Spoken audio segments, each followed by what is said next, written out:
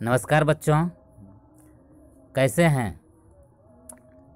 आज हम लोग एक बार फिर से 10वीं क्लास की इंग्लिश के दूसरे पोएम ऑड ऑन सॉलिट्यूड पर चर्चा करेंगे। इसके लाइन बाय लाइन डिस्क्रिप्शन और इसके अर्थ के बारे में हम लोग समझेंगे। तो सबसे पहले आप लोगों को ये बता दें कि हमारा YouTube channel let us face the exam के वीडियो का जो पहला 10वीं क्लास का जो पहला पोएम है वह भी वीडियो इसमें है और आप लोग डिस्क्रिप्शन में इसको देख लेंगे। सबसे पहले हम लोग जान लेते हैं अलेक्जेंडर पोप का जन्म 1688 ईस्वी में हुआ था और इनकी मृत्यु 1744 ईस्वी में हुई थी।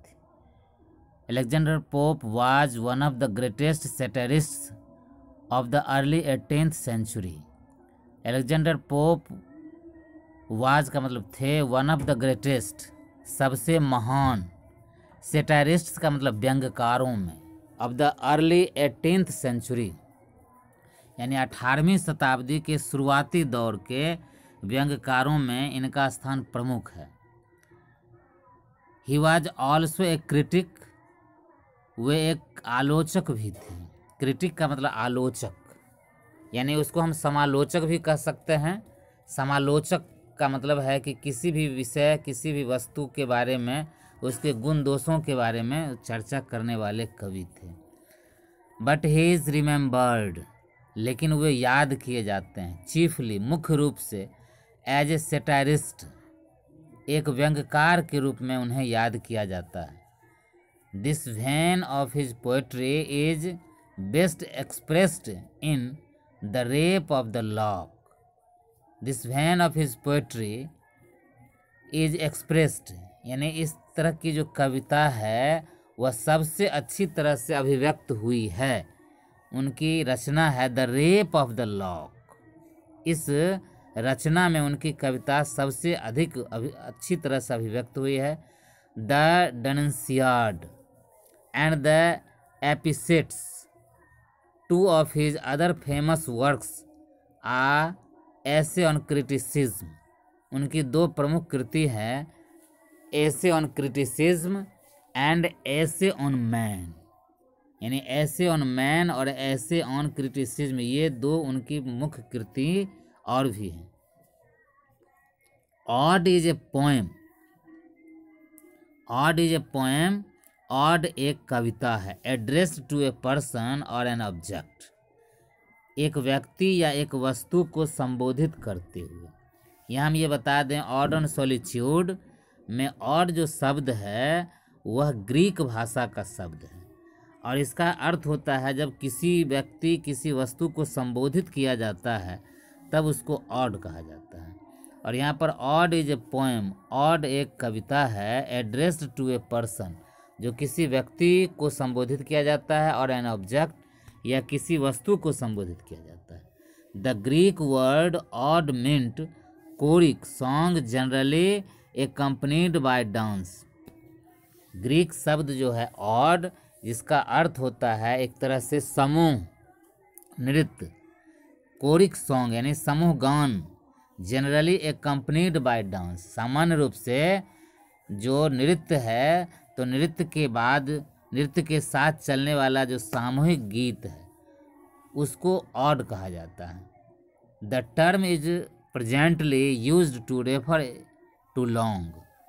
यह जो शब्द है इसका इस्तेमाल एक दीर्घ अवधि मेडिटेटिव लिरिक पोएम्स, यानी एक लंबे और चिंतन करने वाले गीत या कविता के रूप में किया जाता है। That in dignified manner address A novel subject, जो एक विशेष तरीके से एक किसी खास विषय वस्तु को संबोधित किया जाता है, एक अच्छी विषय वस्तु, अच्छे क्षेत्र के लिए संबोधित किया जाता है। इन द प्रेजेंट पोएम, वर्तमान कविता में ऑड ऑन सॉलिट्यूड, यानी सॉलिट्यूड का मतलब होता है अकेला, एकांत, तो अकेलेपन या एकांत की स्थिति में जो गीत गाया जाता है, गीत लिखा जाता है या कविता बोली जाती है, उसको ऑड ऑन सॉलिट्यूड कहते हैं। The poet draws a beautiful picture of a happy man. कवि जो है एक खुश व्यक्ति, यानी ऐसे व्यक्ति जो बिल्कुल खुश हैं, आनंदित हैं, तो वे माने किस तरह का अनुभव करते हैं, क्या क्या उनके विचार होते हैं। तो मुख्य रूप से इस कविता में ऐसे व्यक्ति की ही एक तस्वीर खींची गई है, a picture of a happy man, एक खुश आनंदित व्यक्ति की तस्वीर खींची गई है। और आप सभी को बता दें कि यह कविता जो लिखी गई है वो मतलब ऑड ऑन सॉलिट्यूड, जिस समय कविता लिखी गई थी उस समय अलेक्जेंडर पोप जो इसके रचनाकार हैं उनकी उम्र मात्र 12 वर्ष की थी। अर्थात आप समझ सकते हैं कि 12 वर्ष के छोटे बच्चे के द्वारा लिखी गई ये कविता, और जिसको पूरी दुनिया अभी पढ़ रही है, और अच्छे अच्छे रचनाकार भी इस कविता के अर्थ की गहराई को अभी तक सही ढंग से समझ नहीं पाए। तो हम लोग आगे चलें इस कविता के बारे में। सबसे पहले तो answer the following questions very briefly. निम्नलिखित प्रश्नों का जवाब बहुत ही संक्षेप में देना है। How many of you want to be happy? आप लोगों में से कितने खुश रहना चाहते हैं? What leads to happiness? अर्थात हमारी खुशी मतलब किन किन चीज़ों पर निर्भर करती है। तो we all want to be happy, हम सभी लोग खुश रहना चाहते हैं। हैप्पीनेस मतलब खुशी जो है किन किन बातों पर निर्भर करती है। तो ये जो कविता है, इस कविता में मुख्य रूप से इसी बात की चर्चा की गई है। मतलब आगे हम लोग देखेंगे ऐसे। मतलब इसका जवाब जो है कंटेम्प्ट, मतलब संतुष्टि जो है, मतलब एक तरह से खुशी का राज है। किसी भी चीज़ से अगर हम संतुष्ट हैं, छोटी सी आवश्यकता, minimum necessity minimum demand of life makes us happy. What makes our life happy? Money और कंटेम्प्ट और both discuss. What makes our life happy, यानी हमारे जीवन को कौन कौन सी चीज़ खुश बनाती है। मनी और कंटेंटमेंट, यानी पैसा या संतुष्टि, और बोथ या दोनों डिस्कस। तो व्हाट मेक्स आवर लाइफ, तो इसका मतलब सीधा सा जवाब हो जाएगा कि contentment makes our life happy, यानी संतुष्टि हमारे जीवन को खुश बनाती है। है कि have you ever visited a remote village adorned with natural beauty and a capital town full of skyscrapers? Which one would you like and why? यानी क्या आप सुदूर गांव की यात्रा किए हैं? ऐसे गांव जहां पर प्राकृतिक सुंदरता बिल्कुल जो है प्राकृतिक सुंदरता से वो विभूषित है, या ऐसे शहर जहाँ पर बिल्कुल जो है आकाश धुआं सा रहता है? तो आप जो है किन जगहों की यात्रा किए हैं, और आपको अगर इन दोनों जगहों की यात्रा करने का मौका मिला है तो कौन सी जगह जो है आपको अच्छी लगी है? तो निश्चित रूप से कि मैंने जो गांव है, गांव की जो तस्वीरें हैं, गांव में जो प्राकृतिक सुंदरता है वो बहुत ही बेहतरीन है। तो इसका जवाब हो जाएगा कि I have visited a remote village adorned with natural beauty and I like this because village with adorned natural beauty attracts our heart। अब कविता यहाँ से शुरू होती है। Happy the man whose wish and care. Happy the man अर्थात खुश है वो आदमी, हुज विश एंड केयर जिसकी इच्छा और जिसकी चिंता। A few paternal acres bound. A few paternal acres का मतलब है कि मात्र कुछ मतलब पैतृक जमीन, कुछ जमीन का टुकड़ा जो पैतृक है अर्थात माता पिता के द्वारा अपने बच्चों के लिए छोड़ दी जाने वाली जमीन का कुछ हिस्सा, कुछ एकड़ हिस्सा जो है, उसी से वह जो है उसकी सारी इच्छाएं पूरी हो जाती हैं। अर्थात सारी इच्छाएं उस कुछ जमीन के टुकड़ों तक सीमित हैं।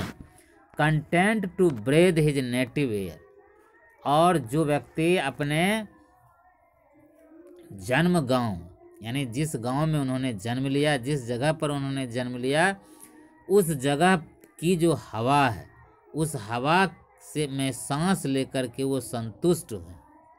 अर्थात जो अपने गांव में, अपने घर में निवास करते हैं, इन हिज ऑन ग्राउंड, अपनी ही जमीन पर, whose herds with milk, whose herds with milk, herds का मतलब है कि मवेशियों का झुंड, जिनके मवेशियों के झुंड उन्हें दूध प्रदान करते हैं, अर्थात उनकी दूध की आवश्यकता उनके अपने मवेशियों के झुंड से पूरी हो जाती है। हुज फील्ड विथ ब्रेड, जिनके खेत उन्हें इतने अनाज देते हैं कि सालों भर का खाना उस खेत से प्राप्त होने वाले अनाज से पूर्ति हो जाते हैं। Whose flocks supply him with attire, whose flocks, जिनके पास जो भेड़ है उसी से उन्हें कपड़े की आपूर्ति हो जाती है, अर्थात उनके कपड़े जो है, बनने वाले कपड़े उनके अपने पाले गए भेड़ों से ही मतलब मिल जाते हैं। Whose trees in summer yield him shade, whose trees, जिनके पेड़, हुज ट्रीज का मतलब जिनके पेड़, अर्थात जिनके, whose flocks supply him with attire, जिनके भेड़ों के झुंड से कपड़े की आपूर्ति हो जाती है। Whose trees in summer yield him shade, जिनके पेड़ों की जो छाया है गर्मी में उन्हें शीतलता प्रदान करते हैं। अर्थात कहने का मतलब है कि उनके पास जो पेड़ हैं वे उन्हें शीतल छाया प्रदान करते हैं इन विंटर, और जाड़े की ऋतु में उन पेड़ों से प्राप्त होने वाली लकड़ियाँ उन्हें आग प्रदान करती हैं। Blessed who can unconcernedly find, bless से ही ब्लेस्ड है पुराने इंग्लिश ग्रामर में, ब्लेस से ब्लेस्ड, और जिन्हें सौभाग्य मिलता है, हु कैन अनकंसर्नली फाइंड, अर्थात जो चिंता रहित हैं, जो चिंता मुक्त हैं, चिंता से, तनाव से रहित हैं, मुक्त हैं।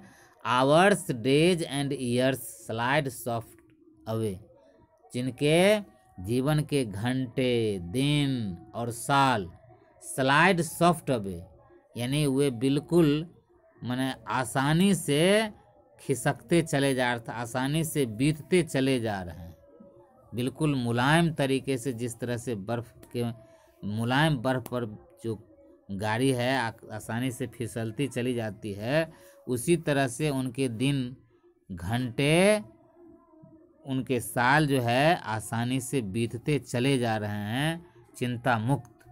इन हेल्थ ऑफ बॉडी, उनके शरीर में अच्छा स्वास्थ्य है। पीस ऑफ माइंड, उनके दिमाग में शांति है। क्वाइट बाय डे, और उनके दिन जो है बिल्कुल शांति से गुजरते चले जाते हैं। तो इस तरह से वही व्यक्ति खुश है, वही व्यक्ति अच्छा है जिनके मतलब शरीर का जो स्वास्थ्य है वह बेहतरीन है, दिमाग में शांति है, तनाव नहीं है, जिनके दिन, घंटे और साल आसानी से बीतते चले जाते हैं, जो चिंता रहित हैं, चिंता रहित, चिंता मुक्त तरीके से वो अपना जीवन बसर कर लेते हैं, जिनके पैरों से गर्मी में छाया और जाड़े में आग के लिए लकड़ियां प्राप्त हो जाती हैं, जिनके भेड़ों के झुंड से कपड़े प्राप्त हो जाते हैं, जिनके मवेशियों के झुंड से दूध उन्हें मिल जाते हैं, और जिनके खेतों से इतने अनाज पैदा हो जाते हैं कि वो सालों भर खाना खा सकते हैं, और जो मतलब अपने जन्म गांव में ही रह करके और उस प्रकृति की सुंदरता के बीच मतलब अपने जन्म स्थली पर सांस लेते हैं, अर्थात उन्हें अपने गांव को छोड़ना नहीं पड़ता है, और जिनकी पैतृक संपत्ति जो कुछ भी माता पिता ने उनके लिए, पूर्वज ने उनके लिए छोड़ा है, उसी संपत्ति से संतुष्ट हो लेते हैं, और जिनकी इच्छा और चिंता बहुत सीमित रहती है, ऐसे लोग ही संसार में सबसे ज़्यादा खुश हैं। तो इस तरह से यह कविता जो है बिल्कुल एक खुश व्यक्ति, आनंदित व्यक्ति किस तरह का जीवन व्यतीत करता है, इसके बारे में कवि का कहना है। तो आपको ये वीडियो कैसा लगा? अगर अच्छा लगा तो शेयर कीजिए, लाइक कीजिए, कमेंट्स कीजिए और चैनल को सब्सक्राइब कर लीजिए। आप सभी को बहुत बहुत धन्यवाद।